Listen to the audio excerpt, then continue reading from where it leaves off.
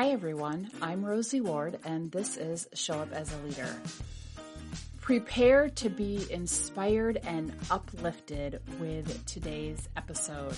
I had such a delightful conversation with Kari Warberg Block. She is an incredible change maker. She's the CEO and founder of EarthKind, and she is an unlikely disruptor who really challenged an industry that by its very nature is toxic. Kari discovered that 98% of pest control solutions sold were poison and kill methods, so she set out to invent a better solution, plant-based pest control powered by nature. Kari was the first to develop, manufacture, and commercialize poison-free rodent and insect repellents for farm and home use with a mission to build a purpose-led company to create change through business. And what's incredible is her efforts have helped decrease consumer reliance on poison and kill-based methods from 98% to 88% nationwide. Her book that just came out, Gathering Around the Table, A Story of Purpose-Driven Change Through Business, is such a wonderful, authentic story. Kari shares her struggles, ups and downs, and once was on food stamps and all the struggles that she faced, and like we all experience, feeling like we're not fitting in, and the resiliency she showed and really staying true to what she believed in her principles and how that benefited her. And she has great insights on anchoring on purpose for ourselves as well as business and letting ourselves surrender to the challenges that come our way and really lean into the lessons that they are going to provide us and how they're going to help us grow.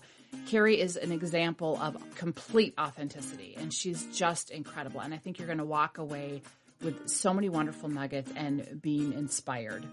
Well, welcome, Kari. It is so awesome to be with you. And I am super excited because we share the same book anniversary now. Your book, Gathering Around the Table, launched the same day as the 1-year anniversary of ours. And I was thinking about when we met, as I was reading your book and just thinking about you and how I've gotten to know you over like the last 2 years. We met at the Conscious Capitalism Conference as part of the founding authors reception. And I remember sitting there with you and with Laura and with Leanne, and we were just, connecting over a glass of wine. And it was just so lovely to have just women and just supporting one another. And that's such the essence of your book. So I'm just super, super excited for you and super happy to have this reconnection with you this morning. Oh, me as well. And having the same publisher, there's a lot of amazing juju that goes with that, because conscious capitalism is something that we both believe in. And then it turns out that the launch day was National Day for Achievers. Yes, I know. Awesome. Because we both support that as well. Yeah. Fantastic. Well, yeah, that's just, the universe working in wonderful ways. And, I was so engrossed in your book. Like, here's what I so appreciate, and everyone needs to go out and get it. We're going to put it in the show notes and everything, is that, as I read books, I'm a highlighter and a tabber, and yours was so, I was so engrossed in just the personal story and authenticity of it, right? It had a different feel to it, which I loved. And so there wasn't as many like, ooh, tab, like that's a good reference or resource. It was more of, ooh, and then the stuff that I highlighted was like, whoa, like this just really struck me. And one of them, considering that, we're still battling the pandemic, like 14 plus months later. And I will just tell you my overall impression of the book. One, I love it. And I think it speaks to the messiness of being human. I think it speaks to what I pulled out of it, the word that kept popping in my head, because you talking here about words or popping in your head throughout your journey, is resiliency, just kept popping into my head, right? And that anyone that thinks that anybody who's been successful has a straight line, you talk about the beautiful curviness line, anyone that thinks that is without bumps and bruises is smoking crack or something, because like, I mean, I don't know, I've never smoked crack, but you know what I mean? Like it's mythology. And one of the things that you said here that I loved is you said the moral of the story, this was in chapter 3, you wrapped it up with said, we can move forward in life by knocking other people down, or we can move forward in life by deciding to raise ourselves up. And I just love that, because I think in our world today, there's so much of knocking other people down, or a scarcity mindset of feeling like if someone else is successful or someone else is doing good things, and somehow it means less of our value. So can you just speak a little bit? I don't want you to give away everything, but there's such good nuggets in here. Can you just speak a little bit to that kind of first lesson that you learned? Sure. Let me share a story that might illustrate that, because this book was very much about storytelling to illustrate how decisions are made from a decision lens of value and purpose. And I discovered that over 80% of decisions were made without considering, hey, well, where do we want to go? What does everybody around us think? How does this affect me or my family or my morals, or, any number of things? And this is a funny thing happened just yesterday. So this is serendipitous. I have to share this.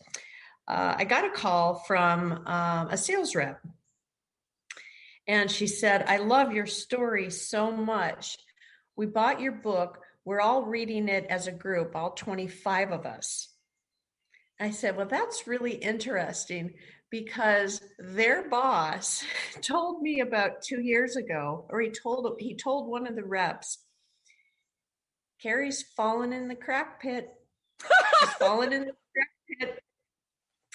And what that referenced was, there was a real difficult situation going on. And I rallied the troops, got everybody together, and I said, every single obstacle is really a setup for a comeback in disguise. What aren't we seeing? What aren't we seeing?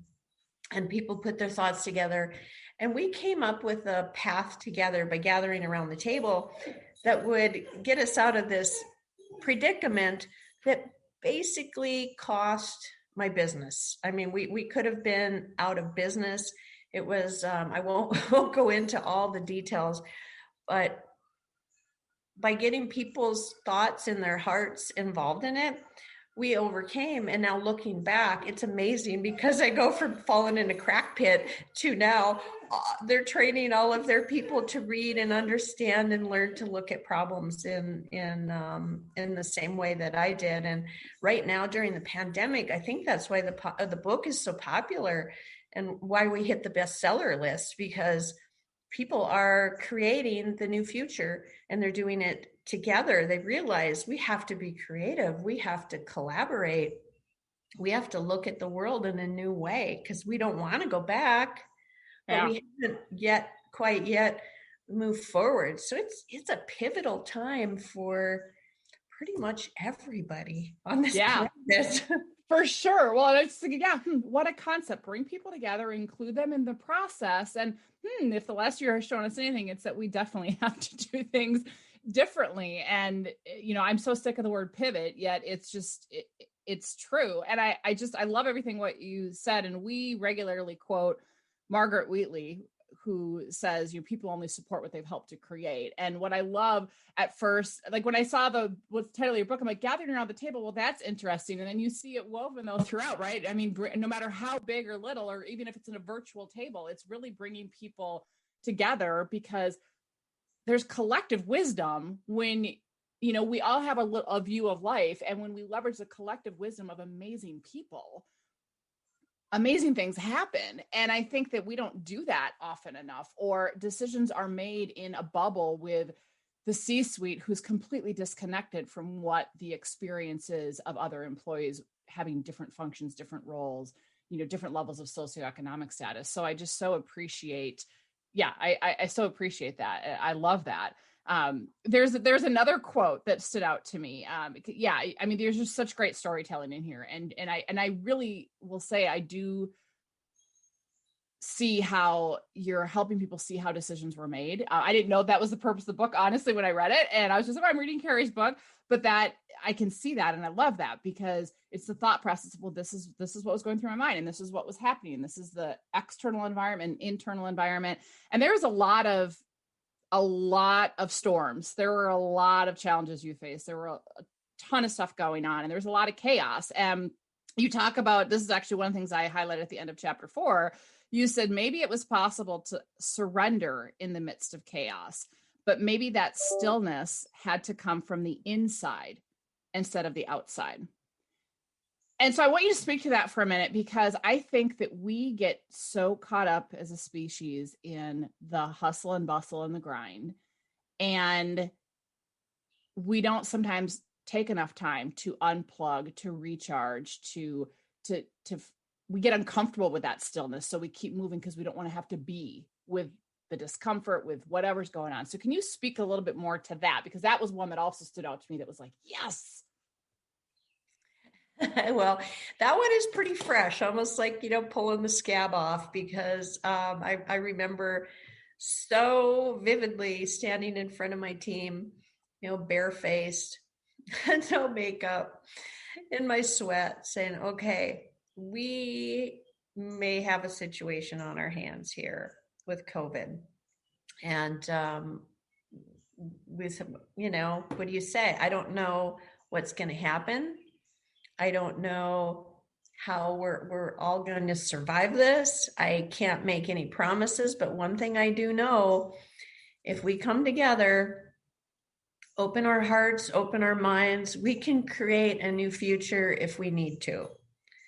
Because our orders shut off. There was nothing. And so I kept a really tight pulse on people's anxieties, because as you know, being a doctor during this time, there's fear and there's anxiety, and all that I could see that we had some situational anxiety because you don't know what's going to happen next. And that really was a time in any crisis, you have to find that stillness, because that's all that there is to hang on to. That's it. And it really, all you can do is breathe through it and be honest and transparent and share how you feel and what you think, because as you know, in emotions, waves can hit you, and trying to differentiate what's external and what's internal. And it takes time, and it takes practice, and it takes really good coaching. Yeah. And your business is a testament to that. It's just so, so important to help people find that center, that vantage point they can make decisions from. One of my favorite phrases around that is, this too shall pass. Yeah. Yeah.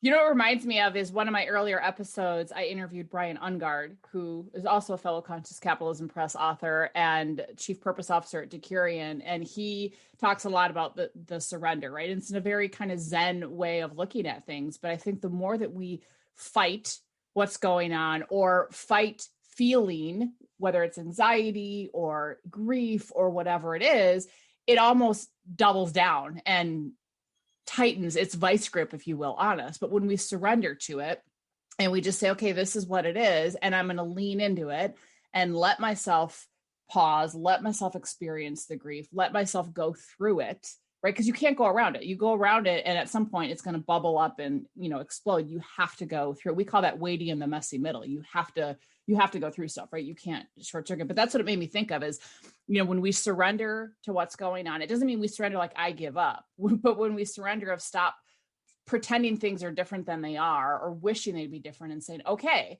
this is what it is, then you have an opportunity to rally your resourcefulness. But you can't do that if you're fighting reality. That is such a good point. And that's really brings me to why I used Conscious Capitalism Press to publish this book, because I had the manuscript approved by other large publishers. And that, really when it gets down to it, it's a consciousness. And what is reality, right? What is reality? And that really gets to the heart of the matter. And it was really important for me in this book, in the way that I wrote the book, and in who published it, the way that I'm promoting it, right, is that each of those opportunities can open that seed, or crack that seed open in somebody, that gets fertilized in the right way at the right time. And they go, wow, I can achieve this dream that I have. I can achieve this, whatever that might seem impossible.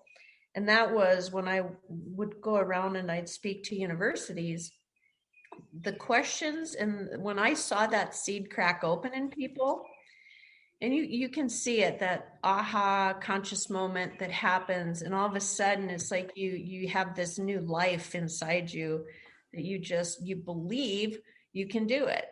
And it always happened to me when I was telling these transparent stories that only I could tell because they were my experience. But it opened that up in people, and they'd actually change their majors after I'd speak at the school. They'd say, I really want to be an entrepreneur because I really want to contribute to humanity. I I love that. really want to change the things that I don't like in this world. And I gave them permission, I guess. Yeah. Well, I love that. And I think that when we give ourselves permission to let our light shine and be our authentic selves and show up and share, right, very generously our stories with other people, because people connect through stories, we give other people permission to do the same. And that's part of one of my goals of the work we do with this podcast is to help nurture more humanity, right? That there's common human condition of us trying to pretend we have it all together, which none of us do. There's common human condition of, feeling all these things, but not wanting to. And I think the more that we talk about it and share our stories and connect with people, we can make a huge difference. And so I love that you are inspiring, people to shift how they're thinking about it. And we need more people that are going to go out and make a difference in the world versus I'm just going to collect a paycheck, because there's a lot of opportunity to have this world be better for our kids, our grandkids, and even far after we're, on this earth. Yeah. Speaking to our youth and people that really want to uplift humanity and make a difference through business, which is what my story is geared to. I'm really concerned right now because the amount of entrepreneurs in today's economy is not what it needs to be. It's only 5% of what it needs to be to have a healthy economy. And we need more businesses, and people are scared because the big have gotten bigger, and that's even a bigger obstacle that can be crushing. And in the past, entrepreneurs it was a thing, you'd grow your business, you'd sell out to a big one. Well, now the big ones have gotten bigger, and it makes it even harder for the small businesses to emerge and differentiate themselves and get any kind of size to it. I think 5% of entrepreneurs make it past $1 million in revenues. Most never make it past 30,000. It costs an average of $45,000 to start a business. And it still takes 4 to 5 years before you can really make a revenue or an income from it. And at the same time, you're risking everything. Yeah. So yeah, I get it. Well, and what I think is, you think about small to mid-sized businesses are the lifeblood of this country. And you're right. I think the disparity of the giant ones that keep merging and getting bigger and bigger and bigger, that are, it's the David and Goliath type of story. Yet so many people that end up working for one of those feel suffocated and are like, I want to go work for a small to mid-sized company because they're more nimble and there's not all this hierarchy and there's not all this red tape and they treat me more humanely, in theory, not necessarily, but I think that there's this mindset. So I 100% agree, and I hope that your work and your story and your book and what you're doing, speaking to college students as well, will inspire more people to think about, where can I make a difference? And maybe it is, being an entrepreneur. But the other thing I would say is, while you geared your book towards that, I would say it's bigger than that. And I found out this with our book is, while ours is called Rehumanizing the Workplace, what we learned very quickly, because it launched at the start of the pandemic, was that these 5 rehumanizing principles that we weave and talk about through our book, they're really universal, and they're not just for the workplace. They're principles that we can use as individuals to show up as our best selves and make an impact. They are principles that we could use, like, with our families, with our community members. And I really think that the way that you tell your story and how you make decisions and the lessons from this book are not just for someone who might go into business. This is for people to really, I think, ground themselves and say, how am I going to navigate these stormy waters of life that are completely disruptive and uncertain? How am I going to get back up when I'm absolutely knocked down, face down in the dirt? right? How am I going to hold true to what's going to ground me when people around me are, lobbing judgment at me or telling me I look different or whatever it might be? I think that there's such universal principles here. So for whatever it's worth, I would say broaden even how you're thinking about this, because while it was initially written for a business like ours, and conscious capitalism absolutely is about business, it goes far beyond that. Oh, thank you. I'm so happy to hear that. I've been hearing some of that in the reviews as well. People are taught the biggest takeaways that I've heard so far, and it's only been a few weeks since it's been out, but resilience, obviously, rethinking how we think about how we see things, and realizing that, hey, what we see is a result of what we've created maybe years past, but we are totally in control of that. And society has been telling us we're not for a long time, and particularly women. No, we can't speak up. My father said, be seen, not heard. I grew up with that kind of stuff, and he was a very prominent businessman, but that was not in style. And, look at it now. We're at such a beautiful, incredible time right now where diversity and inclusion is so much more embraced. Yeah, for sure. And it just makes us so much stronger and healthier as humans, one human family. Absolutely. And at the same time, there's work to be done. I mean, I was very fortunate where I grew up with a very strong-willed mother who was very into the ERA. And so it was always, 5 girls. My dad didn't have a prayer, right? I mean, 5 very strong-willed women. At the same time, it's very interesting because you think about it, I've had conversations even in our business where with some of our consulting clients, I've positioned it where it's myself and one of our other consultants who's a male who's going to work with me, because I'm like, we need the yin yang, because it's an old school, predominantly middle-aged white male company. And some of them, quite frankly, will treat me like I'm their daughter. And it's like, even though it's BS, and there's been multiple times, it's like, really, that's still a thing? Like, oh yeah. And I can't tell you how many female leaders I coach and female surgeons that are like, it's a male dominated world, and how they had to show up basically coming across as a bitch in order to be taken seriously, but then getting, criticized for it at the same time. Like it is, and I saw so much of that in your story. And I just think I realize how much it is still extremely prevalent. And I just kept seeing myself, as a female, and even listeners who are not a female can probably appreciate, if you have any female in your life, like they experience this. Your daughter, unfortunately, is going to experience it. Your sisters, your friends.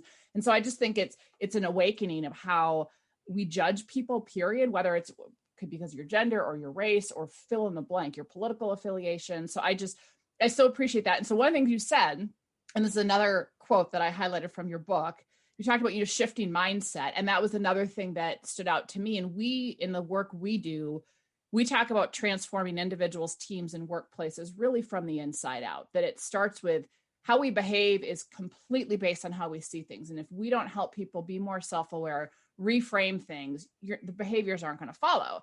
And so you say this at the end of chapter 5, when you're in a state of suffering, reframe how you see it. On the other side, there's some kind of freedom. Sometimes it is the universe screaming at you, making you uncomfortable, so you do something about your situation. And that voice you're hearing, be it a quiet whisper or a booming echo, it's called purpose. You should listen to it. And I love that for so many reasons. One, we have a rehumanizing principle. The first one we call build a lighthouse, which is really about purpose, but also values. It's anchoring yourself in key behaviors that allow you to live your purpose. And I love that so much, because I think so many people are trying to figure out where do I bring my gifts into the world and what is my purpose? And I think we can't get to that if we don't let ourselves be still. We can't get to that if we don't let ourselves fall down. So I don't know. I love that on so many levels. I don't know if there's anything more you want to say about that, but that was a huge one for me. Yeah, that has been the most amazing surprise of building a company. I got my degree in management, and when I was 40, and I knew that I needed to do this, and I went through a university. It was called America's Leadership University, University of Mary, run by Catholic nuns. And it was all values-based. So every single class we had, we talked about how we put that into action in the workplace. or in our communities, in our homes, in our church. And those same principles really, like you said earlier, do apply in every area of your life, but it's really how you show up. And as a leader, I found that's one of the most valuable things to people, is to help them in how they show up and how they respond to, what's going on around them. And so many people are so scared because it's skills they really haven't learned before. And they've for been sure. trained from old bosses or old situations. You can't speak your truth. You can't speak up. You can't be authentic. So showing up as an authentic leader, it can really throw people off. Because it reminds me, I was out doing store visits, and I walked into a store and I said, "Hey, can I talk to your store manager?" And he goes, "Boy, business must really be tough if the CEO is out like this." I said, "Well, why? What gives you that opinion? Like it's beneath you or something to go visit?" Like, yeah. And he said, "I've never in all of my 40 years had a CEO come in and thank me for my business.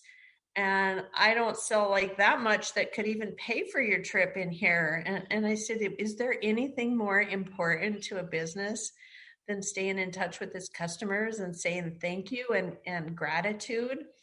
So when my employees see that, they start to think like that too. And if there's one thing I've learned as a leader, is always putting appreciation or gratitude first. It changes the whole, that's one of your principles. You're looking at the science of it. It changes how you see things and how you think about things and how you start to respond. But it's so amazing watching people go through a situation, whether it's at home or at work, and they're crushed. You're right. They're growing. It's like their seed is cracking open. And yeah, many people want to quit, and they're like, "This isn't working out," or "I need to leave." And sometimes they'll leave before they say anything, but it's learning to really catch them early and say, "Okay, let's find your purpose," because then this will make a lot more sense. Yeah. Well, again, I love that on so many levels. And what it makes me think about is how often is the traditional hiring practices in an organization, we have this job rec and this is the role, and they're looking at the function and they're not looking at the person. And what I always say is you have people that might have an official role or job duties of XYZ, but there's so much more than that. And they have gifts and talents that could be leveraged in this organization, but you have no idea because you haven't bothered to ask. There's no opportunities. So that's one missed opportunity and hole that I think is very widespread. The other that comes to mind, and this is a lot of the work that we do with organizations and teams of helping them clarify the organization's purpose if they haven't. But then to what you just shared, Kari, it's helping people find their individual purpose and do they see how it aligns? And I think that even if organizations have done that, it's an ongoing job of the formal people leaders in the organization or the organization itself to have a structure with deliberate practices that on a regular basis helps reinforce and remind people how their purpose and their work aligns to the organization, and that they see that connection over and over and over. Because sometimes when what we do has been disrupted, like the pandemic, we can lose sight of the value of what we bring or lose sight of the value that we bring to the organization or whatnot. So I so appreciate that. So I'm curious about that. How did you handle that within EarthKind? Because you said like everything was disrupted for you. Orders were stopped during the pandemic. How did you help keep for your people the purpose connection or the purpose alive over this past year plus?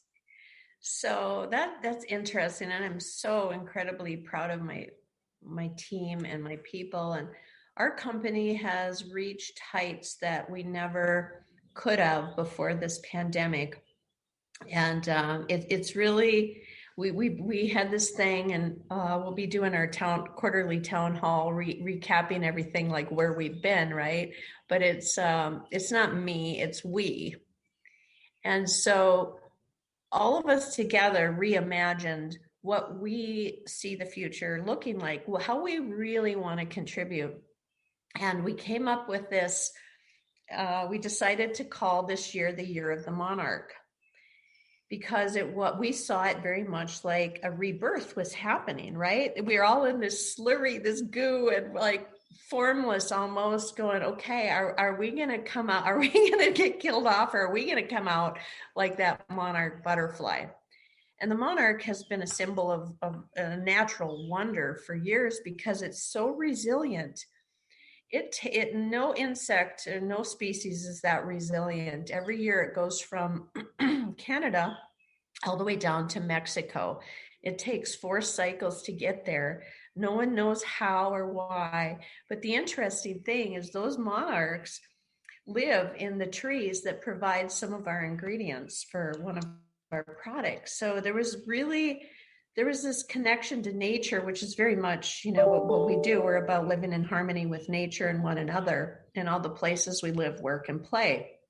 So what does that look like? And so we had routine conversations about this, and we came up with our marketing campaign for the year. And we thought, who has really been hit the hardest by this? And we thought teachers, because many of our employees have kids and they had to start homeschooling. It was just devastating for them.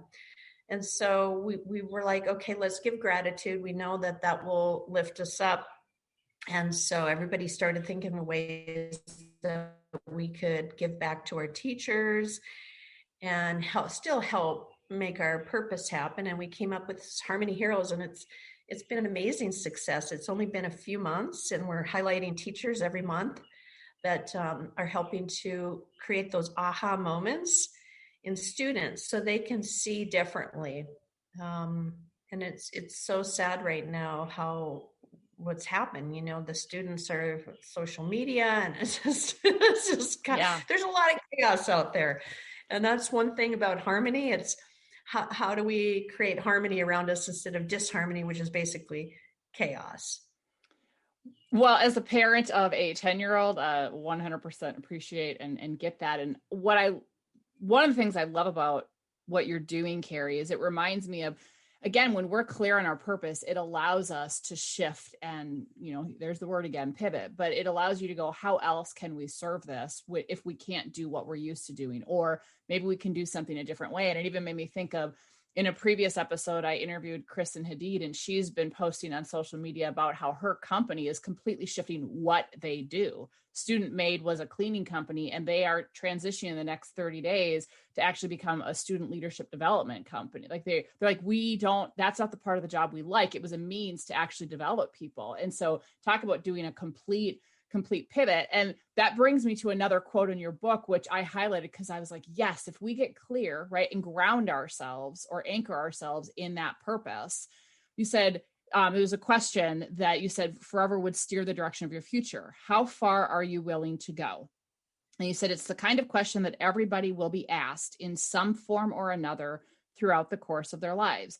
Maybe not in so many words, and maybe not with such direct intention, but there will come a time when you are asked to choose between your purpose and everything else. And I love that on multiple levels. And it reminded me of, you were telling the story about, even as a business, like turning down an opportunity with a really large retailer. And I'm not going to spoil who it is in the book, but because they just weren't aligned. And first, I have to tell you, I was laughing my butt off because I will not shop at that retailer ever. And my son is always like, why don't we ever shop there? And I'm like, because they're mean, because they're bullies. Like they have a horrible, like, no, like I will not give them. And then I laughed. I'm like, the only thing I've ever done is I used to live near one, and my sister and I lived near each other, and we would go for runs in the morning. And if you're a runner, sometimes you have to take a potty break. I'm like, the only thing I gave to that retailer was using their facility. And that was it. So I was laughing my butt off. I was like, oh my God. But turning down business, and we've done that as well, whether it's with speaking engagements or whether it's with consulting clients, or even we have this conference, this Fusion 2.0 conference, of being very intentional about who's going to be a sponsor or who we're going to let be a vendor. It's all like, if your organization is not rooted in sound science, if your organization does not better humanity, we're not going to take your money. And that's hard because you end up with some financial pains that come with that. But at the end of the day, you can hold your head up high and look in the mirror and say, I didn't compromise myself and I'm in integrity. So I love that. I love that so much about you. Well, one of the things with conscious capitalism is it's all about, they call it a stakeholder approach. So you consider who are, all the stakeholders in the business and make sure that they have a seat at the table. And with my company, EarthKind, our pests, the insects themselves are a stakeholder. And that's one of those lines in the sand that we drew. We don't kill them. Our products do not kill them. Our products work in harmony with them so they can do the work they need to do to pollinate our crops. And we'd all be dead in 3 weeks to 3 months if there were no insects. Everything is either eats an insect or is eaten by an insect. It's huge. If you understand insects, you understand how the world works. And I learned that from my father and other entomologists. It's amazing. So I had a different approach. I'm like, we can't kill the things. Now our business could be 10 times what it is if we would start selling spray killers, because people are so used to spraying the bug. And part of our purpose is to showcase the purpose of the insects. Like, for instance, people don't realize, and it's a knowledge and an education thing, because they don't know. Nobody's ever told them before. If you kill an ant, right, you give them poison, they go out and they put it in their little holes, right? You pretty much just lost your termite control and your stink bug control, because 99% of the time they're outside doing their thing, and then that's what they eat. So if you kill them, then you might have to get more toxins in your home to kill the termites. And it's this cycle that goes around and around. And oftentimes it's just a little bit of education that can make a huge difference. So we sell products that keep pests out without killing or poisoning them. And we found this great little niche that I discovered being a farm wife. Right? Rodents were getting in the tractors and trucks and doing untold devastation, and it was just so crazy and insane and difficult. But yet I refused to use a poison or a trap that could injure the hawks or the eagles or my kids and pets. And so that's how I turned to nature and said, well, hey, what can you do to help me here? I'll help you. You can help us. We got to figure out how to work together. So we've done a lot of scientific research and actually helped create new policy that can support more eco-friendly, environmentally friendly options. And one of the proudest moments I had was when I learned that 8 of the most toxic baits and bars were going to be removed from the market because there was now an affordable, effective alternative that met the highest federal level of efficacy, which was our product. Nice. I was like, that alone is worth everything. I watched my father die at 52. He died from cancer, and he spent his entire career, selling pesticides and working in big companies and developing them. And I lost my mother at 33. And when you watch somebody you love go through that and, make their transition, it changes what you value in life. So I always knew I wasn't going to build this business, sell it, make a bunch of money, right, and let it go to somebody else. I really wanted change. And so with our people too, that's just something we talk about. We really want to help people live in harmony with nature. And so it is education. Well, I will say I learned a ton reading your book, and what it made me think of is, so my dad grew up in North Dakota. He grew up in the Northwood area, so little town out of Grand Forks, and family all over North Dakota.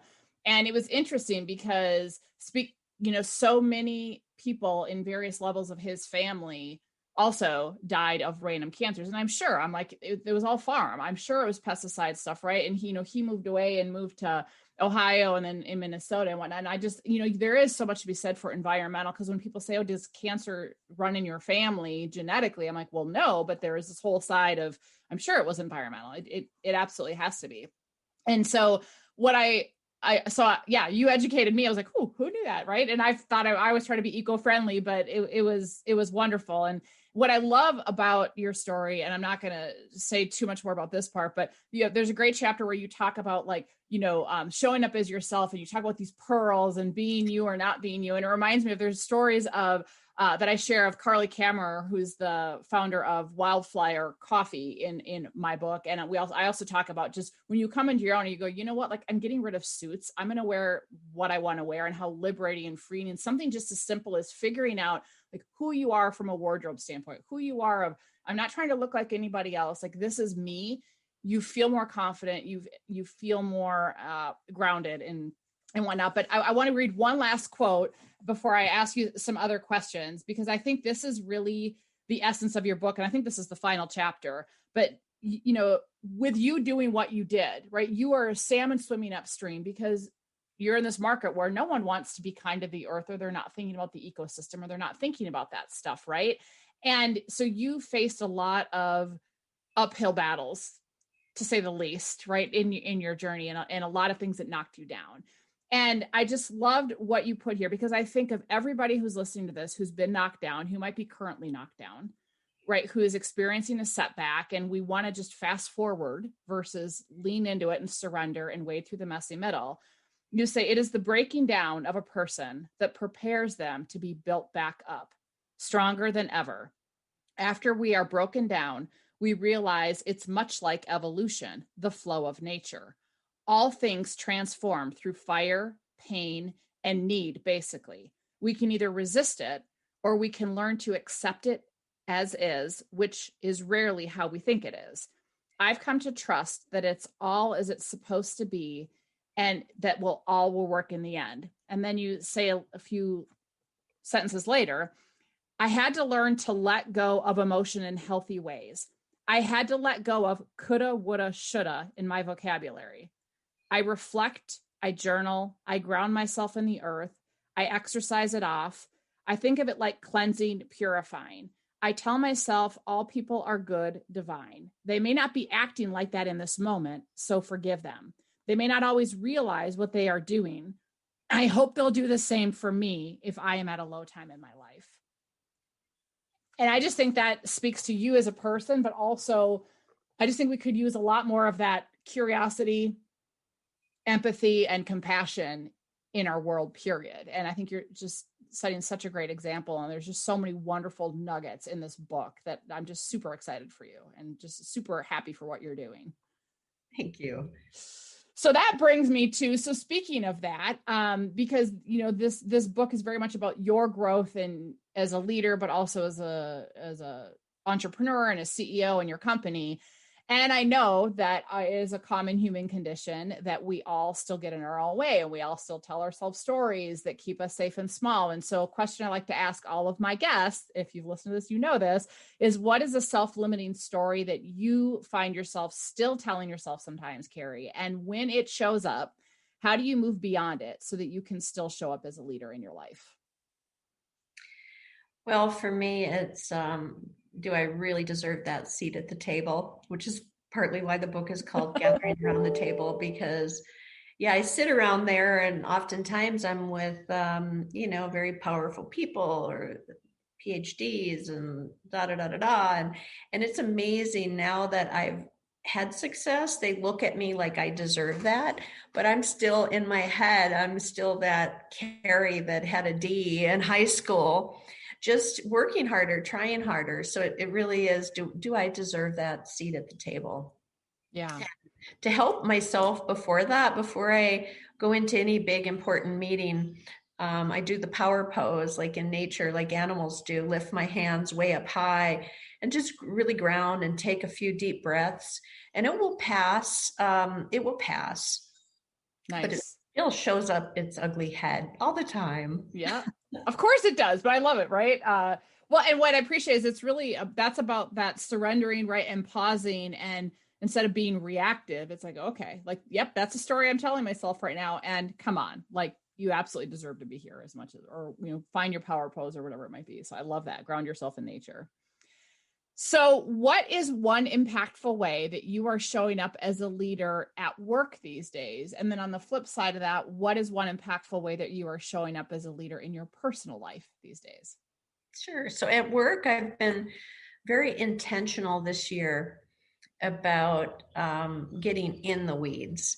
Most of the times, the leaders are supposed to be getting out of the weeds, but I felt that we're in this really critical time right now where I really need to be in there rowing with my people and helping them create these plans. And it's been so amazing. I'm just so proud of them because they've seen it with their own eyes, that what we did, what we talked about, how we did it together, actually did the impossible. It's created the impossible. We weren't so much looking at the outcome, we were looking at ways to stay on purpose. So that's how I'm showing up this year. Unfortunately, a lot of times it has to be by Zoom. But, yeah, it's our world, unfortunately. Yep. Yeah. So holding hands.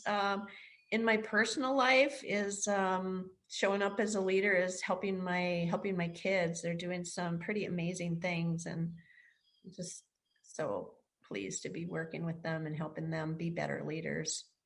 That's awesome. That's awesome. I love that so much. All right. So are you ready to move on to the quick question section?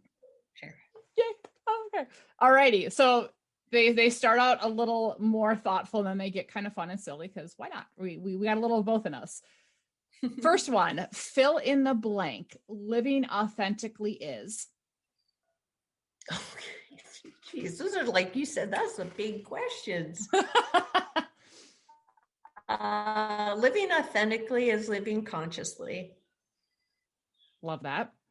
When the world is presenting an opening, but you don't feel like showing up as a leader, what do? Take that first step. Take a step anyway. I love that. When's the last time you were courageous, and how did you show up? Last time I was courageous. Wow, talk about a pause here. I'm not even sure, Rosie. I'm gonna think about that one. Define courageous, right? Well, we use the definition of Brene Brown, that courage is basically showing up authentically in the face of vulnerability. So uncertainty, risk, and emotional exposure. So some people think of courage as a really grandiose thing. And really, I think courage is anytime that we are showing up being authentic, really, in the face of vulnerability. Sure. Yeah, so the last time for me would have been the book launch and writing a book, and you never know how it's going to be perceived in the world. So I did the book launch in the most authentic way I could with my girlfriends around the table, sharing those stories and showing people that these amazingly successful authors around me are very authentic in how they show up and who they are. And we're all the same. That's awesome. I was going to say, book launch is hugely courageous. And the fact that there's so many personal stories in this book is also hugely courageous. Yes. I have to say that felt a little naked, right? I remember when Conscious Capitalism Press came back to us with like first draft and said, yeah, no, we need more about you and your company. I was like, oh, but I'm good at telling other people's stories. Ugh, I was like, really? So I was like, okay, here you go. Careful what you ask for. But that's what people connect to. So, anyway. Yeah. Okay. What is something people would be surprised to know about you? I think people would be surprised to know that I live pretty normal, live in a cottage, prefer to have one vehicle, prefer not to have stuff. We're really a small footprint kind of family. And people assume because you're a CEO and you're doing this and going these places that you live much differently than that. Totally see that. And you get that in the book too. So I love that. So this one, speaking of, simple one car, but this is kind of if reality was no object, right? And you weren't going to hurt the earth or anything, just kind of like put out a magic wand for a moment. I call this the 4 C's. So what car would you want to drive? What country would you want to visit? What cuisine would you want to eat? And it doesn't have to be related to the country. And what celebrity, living or dead, would you want to eat that cuisine with? Okay. For a car, I've been thinking about getting a Tesla. Could totally see that about you. Yep. I think that's pretty cool. And I actually have employees that have done that. Nice.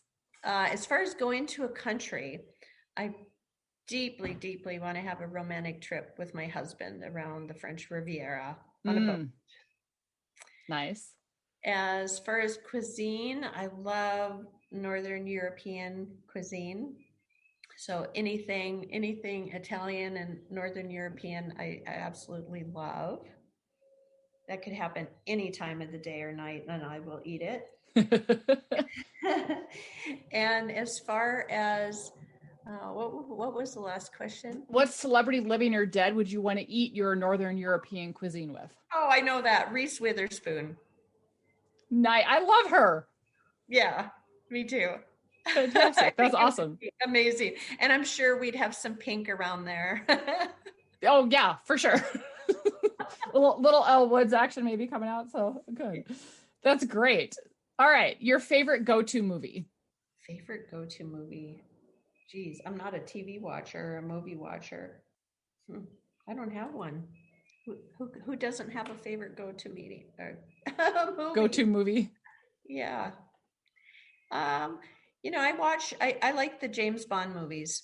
We'll watch those. Me and my husband. Yeah. All right. Nice. Your favorite go-to song? Favorite go-to song? I don't know the name of them, Rosie. I listen to Spotify and it memorizes everything for me and makes a playlist. So I have a playlist created of in different languages, people I don't even know. They're mostly meditation type songs, uplifting, very spiritual. Nice. Probably one of the favorite that I've went to many times over the year is All God's Critters Got a Place in the Choir. Some sing low, some sing higher. All right. I can totally see that. So how about this? Your signature dance move? Oh, well, my whole family has this down, including my grandkids. And I do this dance move, and it looks somewhat like a handicapped individual. And I've been doing it since I've been a kid, and our family calls it Louie Goody. Because I had a friend in school, his name was Louie Goody, and he was developmentally disabled. And I would dance the same way he danced, and we'd have an absolute blast. And every time I do it, my heart opens and there's joy. Oh, nice. I love that. Next time we can see each other in person, you're going to have to show it to me for sure. I love it. That's awesome. Okay. In another life, your job or career would be? A teacher of teachers. I could see that. Totally could see that. What's something, and I say something lightly because it doesn't actually have to be a thing, but what's something you can't live without? Insects. Well, if you understand the story behind EarthKind, that'll make complete sense to you if you're listening. What? Love it. Something in your ordinary daily life that makes your heart happy. Smiling. And last but not least, what are you grateful for right now? Family. Love that. Love that.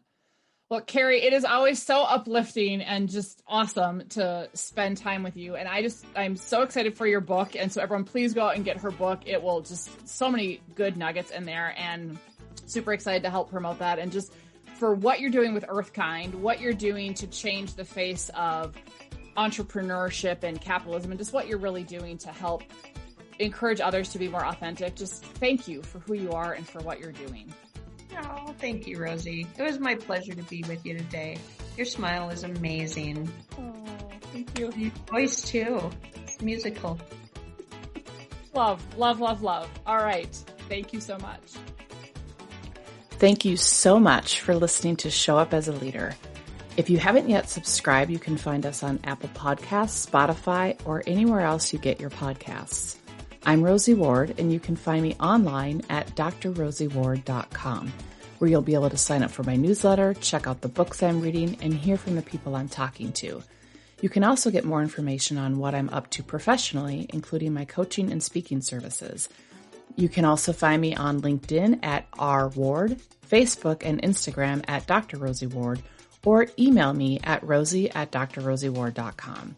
And I just want to remind you to remember that you have the choice every day to show up as a leader. So choose courage over comfort, embrace your humanity, and never, ever dull your sparkle. Take care, everyone.